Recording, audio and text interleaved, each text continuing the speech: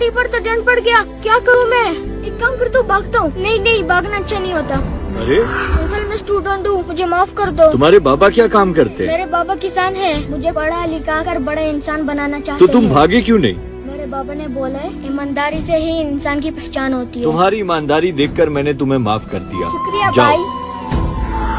आपने उस बच्चे को क्यों जाने दिया? उसने गाड़ी पे स्क्रैच कर दिया। मेरे भाई, ईमान और ईमानदारी का कोई खरीदार नहीं। भले ही वो बच्चा गरीब घर का हो, मगर उसकी तरबियत इतनी अच्छी थी कि मैंने उसे जाने दिया। भाई साहब ये गाड़ी आपकी है? नहीं, ये गाड़ी मेरी तो नहीं है। मैं तो इस गाड़ी के मालिक का इंतजार कर रहा हूँ। जब वो आए तो मैं उसको पैसे दूँ। ये गाड़ी मेरी है। अच्छा, ये आपकी है? अच्छा बताइए कितना वो?